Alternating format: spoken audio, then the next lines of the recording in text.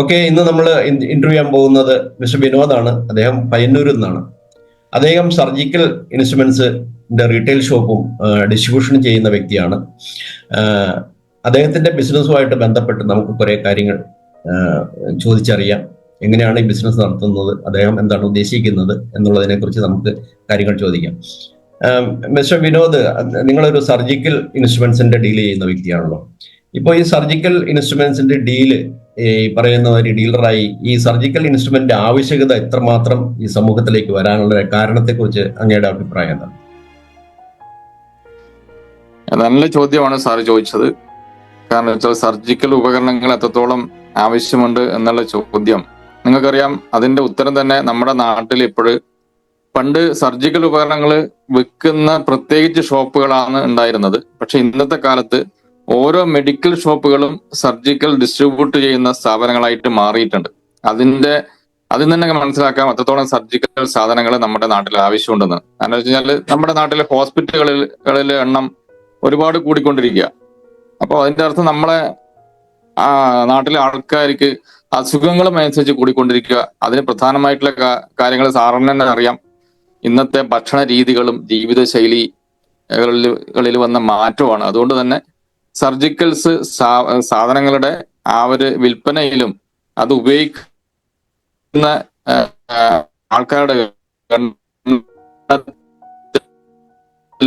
ഒരുപാട് വർധനവ് വന്നിട്ടുണ്ട്.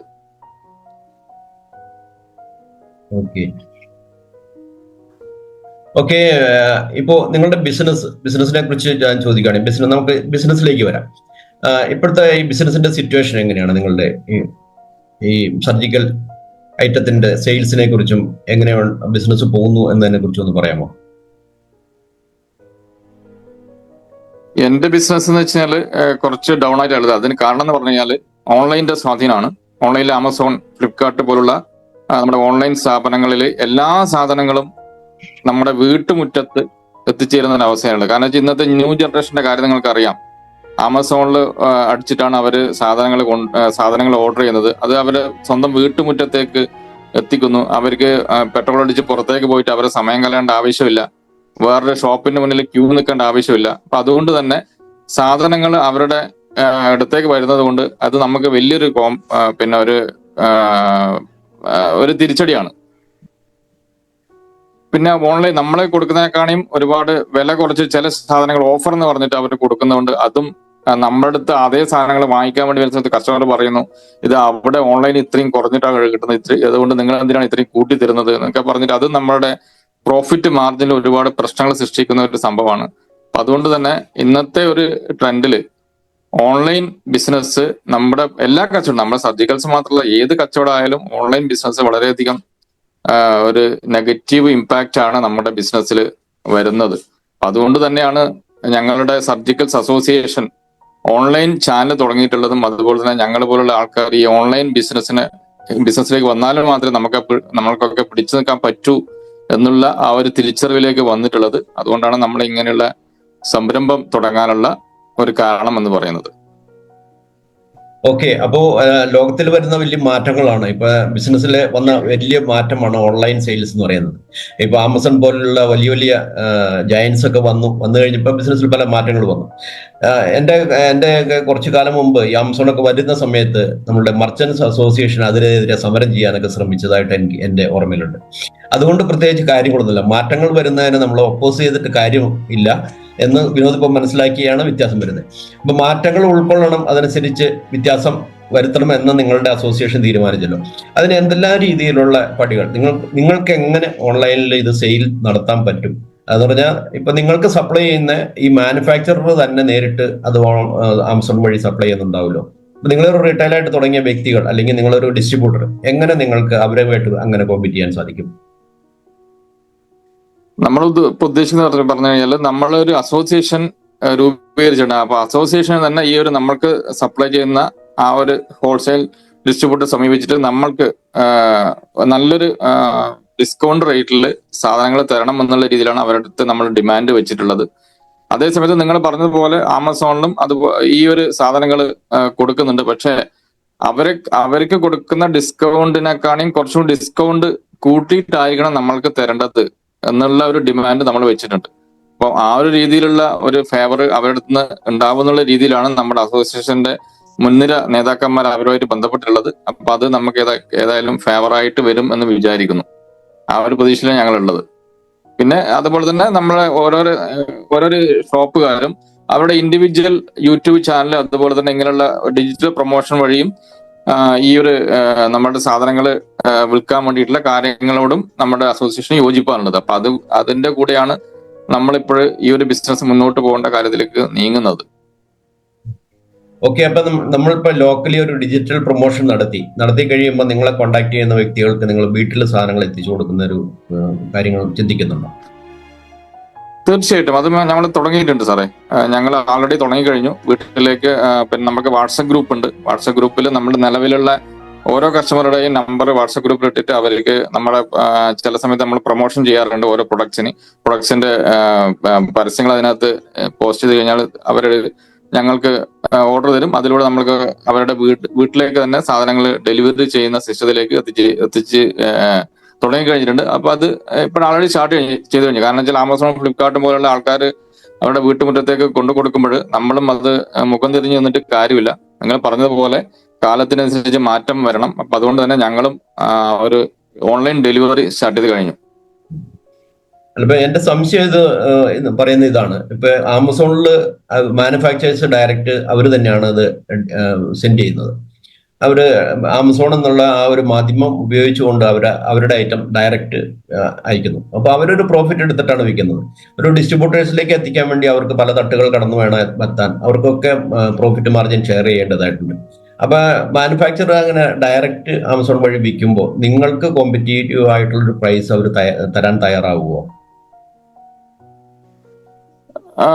ഈ കോമ്പറ്റീഷൻ പ്രൈസ് എന്നുള്ളതിലുപരി നമ്മൾക്കെന്ന് വെച്ചാല് നമ്മുടെ സാധാരണ കസ്റ്റമർ ഉദ്ദേശിക്കുന്നത് വെച്ചാൽ അവർക്ക് ഇപ്പോൾ ഒരു സാധനങ്ങൾ കൊടുത്തു കഴിഞ്ഞാൽ അവർക്ക് സർവീസ് ചെയ്യണം. ഇപ്പൊ മെഡിക്കൽ ഡിജിറ്റൽ എക്യുപ്മെന്റ്സ് ഉണ്ട്, അതുപോലെ തന്നെ സാധാരണ മെഷീൻസ് ഉണ്ട്. ഇതിനൊക്കെ സർവീസുള്ള സംഭവമുണ്ട്.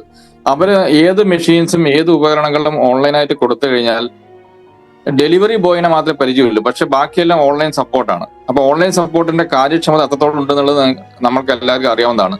അപ്പൊ ആ ഒരു സംഭവം വെച്ചുകൊണ്ട് നമ്മളായിട്ട് പേഴ്സണലായിട്ട് റിലേഷൻഷിപ്പ് കീപ്പ് ചെയ്യുന്ന കസ്റ്റമർ നമ്മളടുത്ത് നിന്ന് വാങ്ങിച്ചു കഴിഞ്ഞാൽ അവർക്ക് നമ്മൾ നല്ല രീതിയിൽ സർവീസ് കൊടുക്കുക. അവരെപ്പോഴാണോ വിളിക്കുന്നത് ആ സമയത്ത് നമുക്ക് നേരിട്ട് പോയിട്ട് ടൈം ഡിലേ ഇല്ലാതെ നമുക്ക് കൊടുക്കാൻ പറ്റും. കാരണം വെച്ചാൽ നിങ്ങൾക്കറിയാം, മെഡിക്കൽ എക്യുപ്മെന്റ്സ് എന്ന് പറയുന്നത് ഏറ്റവും എമർജൻസി സർവീസ് ആണ്. അപ്പൊ എമർജൻസി സർവീസ് ഒരിക്കലും തന്നെ ആമസോണോ ഫ്ലിപ്കാർട്ടിനോ ഈ രീതിയിൽ കൊടുക്കാൻ പറ്റില്ല. ബാക്കി ഡയപ്പറോ ബാക്കിയുള്ള വാക്കിംഗ് സ്റ്റിക്കോ അങ്ങനെയുള്ള സാധനത്തിന് കൊടുക്കാൻ അല്ലാണ്ട് അതിന് കംപ്ലൈന്റ് വന്നാൽ അവർക്ക് ഒന്നും ചെയ്യാൻ പറ്റില്ല. അപ്പം നമ്മളടുത്ത് വാങ്ങിച്ചു കഴിഞ്ഞാൽ നമുക്കൊരു സർവീസ് നല്ല രീതിയിൽ പ്രൊവൈഡ് ചെയ്യാൻ പറ്റും. അതുകൊണ്ട് തന്നെ ആ ഒരു പോയിന്റ് ഓഫ് വ്യൂവിൽ വെച്ചിട്ട് നമുക്ക് നല്ലത് ചെയ്യാൻ പറ്റുന്നുണ്ട്. അപ്പൊ അതുകൊണ്ട് തന്നെ ഈ പ്രോഫിറ്റ് മാർജിൻ എന്നുള്ള ആ ഒരു കാര്യം ഈ ഒരു സർവീസുമായിട്ട് കമ്പയർ ചെയ്യുമ്പോൾ സർവീസിനാണ് അവർ കൂടുതൽ ഇമ്പോർട്ടൻസ് കൊടുക്കുന്നത്. നമ്മളെ കസ്റ്റമർ ഇമ്പോർട്ടൻസ് കൊടുക്കുന്നത് സർവീസിനാണ്. ഇതാണ് എനിക്ക് അതിനെ കുറിച്ച് പറയാനുള്ളത്. ഓക്കെ, ഇപ്പൊ കോമ്പറ്റീഷനെ കുറിച്ച്, ഇപ്പൊ ഞാൻ ലോക്കൽ കോമ്പറ്റീഷനെ കുറിച്ച് ഞാനൊരു മർച്ചന്റിലെ ഒരു മെമ്പർ ആയതുകൊണ്ട് തന്നെ ഞാനൊന്ന് ചോദിക്കട്ടെ. സർജിക്കൽ ഷോപ്പുകൾ ഇഷ്ടംപോലെ ചാലക്കുടിയിൽ വന്നിരുന്നു. എനിക്ക് തോന്നുന്ന ഒരു 10 എണ്ണത്തിൽ കൂടുതലുണ്ടായിരുന്നു.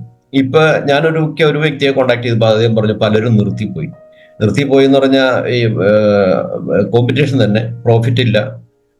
അതിനുശേഷം ഇദ്ദേഹം 1-2 ഷോപ്പുകൾ പർച്ചേസ് ചെയ്തപ്പോൾ വളരെ ചുരുങ്ങി വന്നിരിക്കുകയാണ്. അപ്പൊ അദ്ദേഹം പറയുന്നത് ഈ പറയുന്ന തൊഴിലാളികളെ മെയിൻറ്റെയിൻ ചെയ്യുക, ഈ കോമ്പറ്റീഷൻ, ഇതൊക്കെ കാരണമാണ് ഇത് പല ആൾക്കാരും നിർത്തിപ്പോകുന്നത്.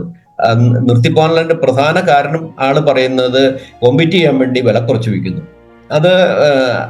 അത് വലിയൊരു പ്രശ്നമാണ്. ഞാനും ഒരു റീറ്റെയിലർ ആയതുകൊണ്ട് ഞാൻ മനസ്സിലാക്കുന്നതാണ്, പുതിയതായി വരുന്ന വ്യക്തികൾ എങ്ങനെയെങ്കിലും ബിസിനസ് പിടിക്കാൻ വേണ്ടി വില കുറച്ച് കൊടുക്കുകയും, അത് അറിവില്ലായ്മയാണ് ശരിക്കും പറഞ്ഞാൽ. അങ്ങനെ ഒരു ബിസിനസ്സിലും സാധനം വില കുറച്ച് കൊടുക്കരുത്. നിങ്ങൾക്ക് ലാഭത്തിൽ മാത്രമേ, കുറച്ച് ബിസിനസ് ആണെങ്കിൽ ലാഭത്തിൽ മാത്രം നിങ്ങൾ ബിസിനസ് ചെയ്യാവുള്ളൂ എന്ന് പറയുന്നുണ്ടെങ്കിലും എനിക്ക് മനസ്സിലാകുന്നത് ഒരു ബിസിനസ് ചെയ്യുന്നതിനെ കുറിച്ചുള്ള ഒരു ട്രെയിനിങ്ങോ ഒന്നും നമ്മളുടെ എഡ്യൂക്കേഷൻ സിസ്റ്റത്തിൽ ഇല്ല എന്നതോ ഇല്ല എന്ന് തന്നെ പറയാം. ഒരു ജോലിക്ക് വേണ്ടിയുള്ള ട്രെയിനിങ് കിട്ടിയ വ്യക്തി പെട്ടെന്ന് എടുത്ത് വേറെ നിവൃത്തിയില്ല, ജോലി കിട്ടാതെ വരുന്നതുകൊണ്ട് ഒരു ബിസിനസ്സിലേക്ക് വരിക. നമ്മുടെ കേരളത്തിലെ ബിസിനസ് എന്ന് പറയുന്നത് ഈ റിട്ടെയിൽ ബിസിനസ്സുകൾ മാത്രമേ ഉള്ളൂ, അല്ലാതെ വേറെ ബിസിനസ് ഒന്നും ആർക്കും അറിയില്ല. അപ്പൊ അതിനെക്കുറിച്ച് വിനോദിന്റെ അഭിപ്രായം എന്താണ്?